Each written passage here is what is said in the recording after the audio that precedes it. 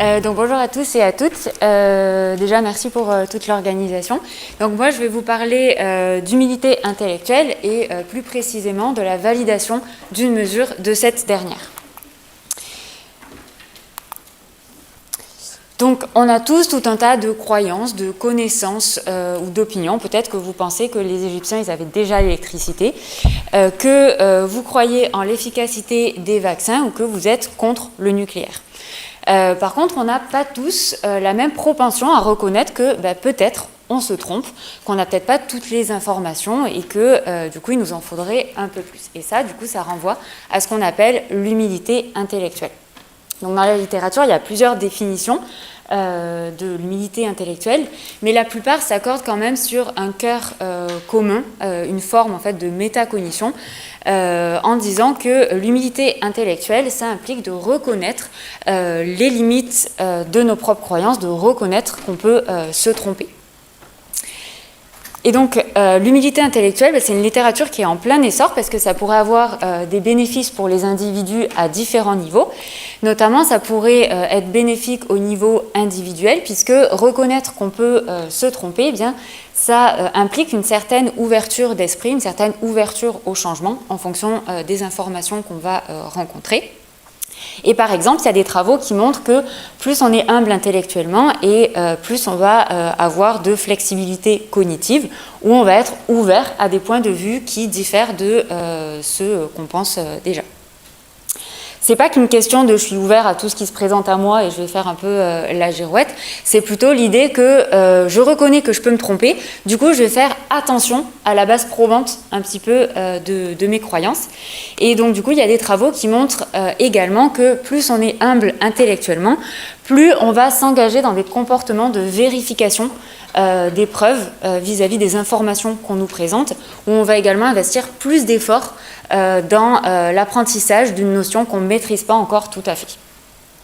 Donc au-delà des bénéfices individuels, l'humilité intellectuelle, elle aurait également des bénéfices au niveau social, en favorisant des interactions sociales positives, puisqu'elles seraient liées à des aspects prosociaux, comme l'empathie, l'altruisme ou le trait d'agréabilité. Et les individus qui seraient humbles intellectuellement, ils manifesteraient également un plus grand respect vis-à-vis des points de vue qui diffèrent des leurs et des personnes qui ont également ces points de vue. Et enfin, au niveau sociétal, l'humilité intellectuelle, elle pourrait également avoir des bénéfices, puisqu'elle pourrait, par exemple, faciliter l'efficacité de campagnes de prévention, et notamment, par exemple, les campagnes de vaccination, puisque les travaux montrent que l'humilité intellectuelle, elle est liée à moins d'attitudes anti-vax et à plus d'intention de se faire vacciner, par exemple pour la grippe saisonnière ou la Covid-19. Elle pourrait également faciliter un climat sociopolitique plutôt serein, puisque du coup, elle est liée à une moins grande polarisation affective et à moins d'accusations du fait qu'une personne elle retourne sa veste pour des raisons politiques, etc. Sauf que s'il y a tous ces bénéfices, il n'y a pas trop d'outils qui nous permettent de mesurer ce phénomène, ce concept, dans les pays francophones. Il n'y a pas d'outil de mesure qui a été validé en version française. Du coup, c'était l'objectif du travail que je vais vous présenter, de valider une mesure d'humilité intellectuelle en version française. Et donc pour ça, on a décidé de traduire une échelle existante, donc la General Intellectual Humility Scale, donc maintenant je vais dire GIHS, de l'IRI et collaborateurs. Donc pourquoi on a choisi cette échelle ? On l'a choisie parce que la définition sur laquelle elle se base dans son développement, c'est une définition qui met l'emphase sur l'aspect vraiment métacognitif de l'humilité intellectuelle, donc l'aspect qui fait le plus consensus dans la littérature. Et plus précisément, du coup, les auteurs ils définissent l'humilité intellectuelle comme le fait de reconnaître qu'une croyance personnelle a ses limites, qu'elle peut être faillible, et le fait aussi de prêter attention à la base probante de cette croyance et dans notre manière d'acquérir les informations qui sont pertinentes pour avoir cette croyance-là. On a également choisi cette échelle pour des raisons plutôt pratico-pratiques, puisque c'est une échelle unidimensionnelle, donc c'est plus simple pour interpréter les scores. Et c'est également une échelle qui est courte, elle est constituée de 6 items, du coup c'est facile de l'implémenter dans des études, et elle est également fréquemment utilisée dans la littérature. Donc pour répondre à cet objectif, on a traduit l'échelle, donc avec une traduction puis un retour à la traduction par des personnes bilingues non expertes. Et ensuite, on s'est concerté un peu entre les membres de l'équipe pour finaliser les items.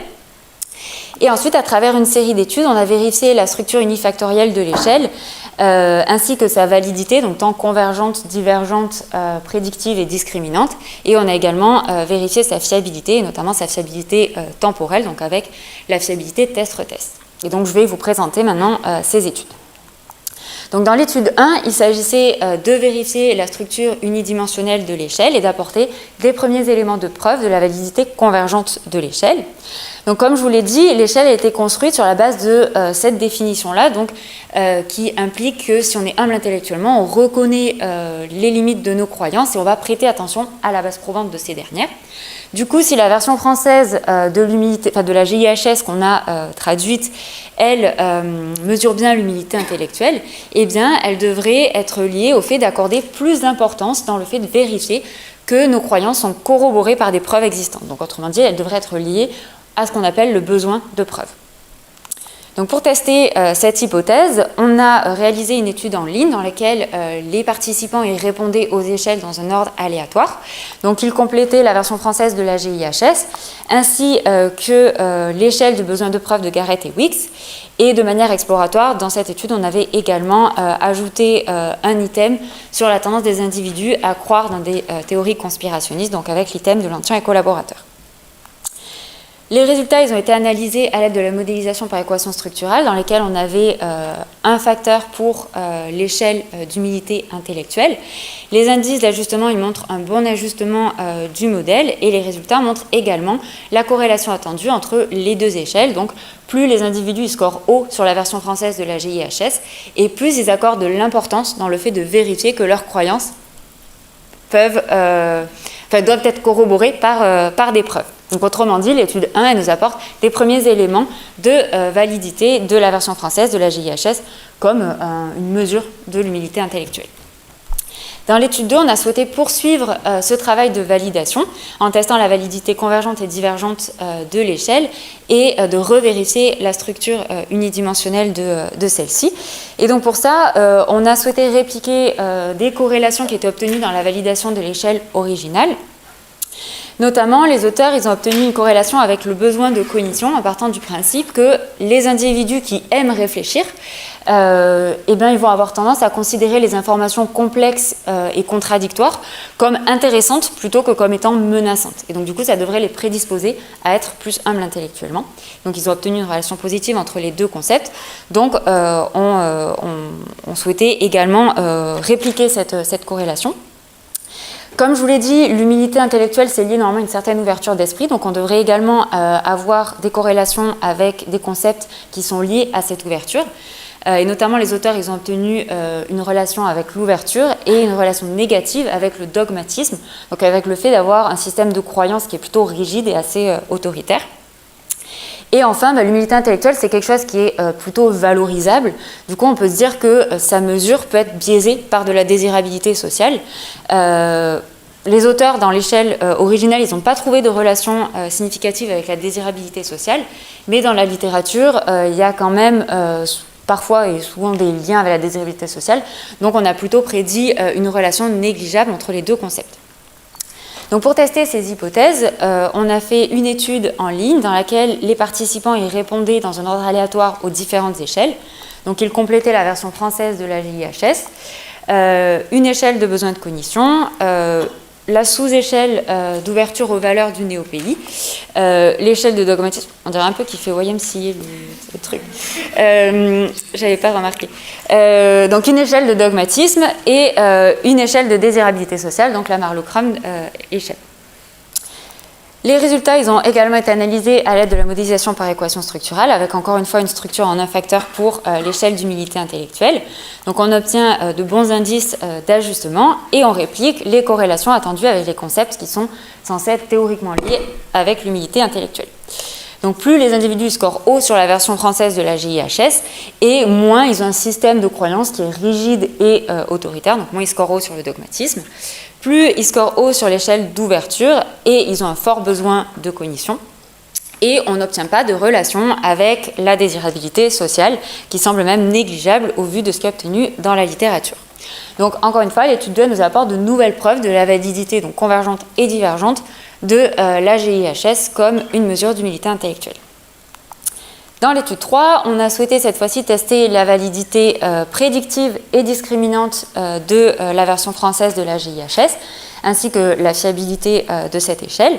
Donc pour ça, on a souhaité répliquer une autre étude de la validation de l'échelle originale. Donc comme je vous l'ai dit, le fait d'être humble intellectuellement, c'est lié au fait d'accorder de l'importance dans la qualité des preuves sur lesquelles on se base pour établir nos croyances. Et les auteurs, ils ont montré que la GIHS, eh bien, elle était liée à une plus grande sensibilité, une plus grande attention des individus portée sur la qualité des arguments qu'on leur présentait pour des arguments persuasifs, donc, notamment pour l'utilisation du fil dentaire. Donc, c'est pas moi qui ai choisi le thème, c'est vraiment une réplication de l'étude. Et les auteurs, ils ont également souhaité tester la validité discriminante de l'échelle vis-à-vis du besoin de clôture, puisque si on est humble intellectuellement, ben, ça implique une certaine tolérance vis-à-vis de l'ambiguïté et de l'incertitude. Et donc, ben, les individus qui sont humbles intellectuellement, ils ont tendance à avoir un moins fort besoin de clôture, donc à avoir moins envie d'avoir des réponses définitives, tout noir ou tout blanc. Du coup, on a également inclus le besoin de clôture dans la procédure et dans les analyses pour tester la validité discriminante de cette échelle vis-à-vis du besoin de clôture. Donc pour ça, pour tester ces hypothèses, on a répliqué la procédure de l'étude originale. Donc les participants y répondaient dans un ordre aléatoire à la version française de la GIHS et à l'échelle de besoin de clôture. Ensuite, on leur demandait à quelle fréquence ils avaient réalisé certaines actions au cours de la dernière semaine, donc parmi lesquelles il y avait l'utilisation du fil dentaire. Vu qu'on n'avait pas non plus des ressources illimitées pour pouvoir tester toutes les interactions que ça pouvait impliquer et que dans les travaux originaux, les auteurs ils ont obtenu l'effet attendu que pour les individus qui utilisaient peu de fil dentaire, on a souhaité poursuivre l'étude qu'avec ces participants-là. Les autres, ils étaient redirigés vers des prétests pour d'autres travaux. Donc ceux qui utilisaient peu de fil dentaire, ensuite on leur présentait un argumentaire en faveur de l'utilisation du fil dentaire, pour lesquels on avait manipulé du coup la qualité des arguments qu'on leur présentait. Donc il y avait la moitié des participants qui voyaient un argumentaire pour l'utilisation du fil dentaire avec des arguments de faible qualité, donc dans lequel il y avait par exemple Sylvette qui racontait que depuis qu'elle avait utilisé du fil dentaire, eh bien, ça avait changé totalement les choses, elle avait beaucoup moins mauvaise haleine. Et l'autre moitié des participants, ils voyaient un argumentaire dans lequel il y avait des médecins experts qui expliquaient que quand on utilisait du fil dentaire, ça diminuait la plaque bactérienne et donc ça améliorait la santé des dents. Et ensuite, on demandait aux participants d'évaluer justement un petit peu la qualité des arguments, des preuves qu'on leur avait présentées dans l'argumentaire en faveur du fil dentaire. Donc, ils l'évaluaient de faible à solide, de peu convaincante à convaincante et de non scientifique à scientifique. Et donc les résultats, ils montrent que plus les scores sur la version française de la GIHS sont élevés et plus les arguments forts en faveur du fil dentaire sont jugés de meilleure qualité par rapport aux arguments faibles, et ce en contrôlant pour le besoin de clôture. Donc ce n'est pas le besoin de clôture qui vient expliquer ces effets, malgré le fait que le besoin de clôture corrèle bien avec l'humilité intellectuelle. Donc l'étude 3, cette fois-ci, elle nous apporte de nouvelles preuves de la validité de cette échelle comme mesure d'humilité intellectuelle, en apportant des preuves de validité discriminante et prédictive. Vu que les deux dernières études que je viens de vous présenter ont été menées sur Prolific, à 3 mois d'intervalle à peu près, on a pu du coup faire matcher les réponses des participants qui avaient répondu aux deux études. Donc, uniquement, donc, on a matché les réponses pour la version française de la GIHS. Afin de tester du coup la fiabilité test-retest de notre échelle. Et les résultats montrent une corrélation de 0,64 entre les deux temps de mesure, donc c'est une corrélation qui est élevée, mais qui est en dessous des seuils qui sont généralement attendus pour ce genre d'indices, qui sont plutôt normalement au-dessus de 0,70. On s'attend plutôt à avoir des tailles au-dessus de 0,70, ce qui laisse suggérer que du coup il y aurait une certaine variabilité dans le construit mesuré, ou en tout cas dans la mesure. Dans l'étude 4, enfin, on a souhaité cette fois-ci tester la validité de notre échelle, non pas en testant des corrélations avec des concepts qui sont censés être théoriquement liés à l'humilité intellectuelle, mais vraiment avec une mesure qui mesure également l'humilité intellectuelle. Donc voir si ça corrèle avec une mesure qui mesure le même construit. Et donc pour ça, on a choisi l'échelle de Porter et Schumann, donc qui est une autre échelle d'humilité intellectuelle, unidimensionnelle, qui est aussi relativement courte, elle est en 9 items. Par contre, elle mesure plutôt l'expression de l'humilité intellectuelle plutôt que des aspects vraiment métacognitifs comme la GIHS. Et donc pour cela, on a profité d'une grosse étude dans laquelle les participants y répondaient à un ensemble d'échelles et de questionnaires pour les besoins de différents chercheurs, et ce dans un ordre aléatoire, dans lesquels il y avait la version française de la GIHS et l'échelle de Porter et Schumann. Et donc là, quand on analyse les résultats en modélisation par équation structurale, l'ajustement, il n'est pas très bon. Je n'ai pas réussi à améliorer cet ajustement. Du coup, la corrélation forte entre les deux échelles, c'est un peu dur en fait de faire une inférence là-dessus. Du coup, j'ai également analysé les résultats avec une corrélation. Et les résultats montrent une corrélation positive et élevée entre les deux échelles. Donc autrement dit, plus on score haut sur la GIHS, plus on score également haut sur l'échelle de Porter et Schumann. Donc ce qui laisse sous-entendre que notre version française de la GIHS, elle mesure un construit, en tout cas elle mesure bien quelque chose qui est également mesuré par l'échelle de Porter et Schumann.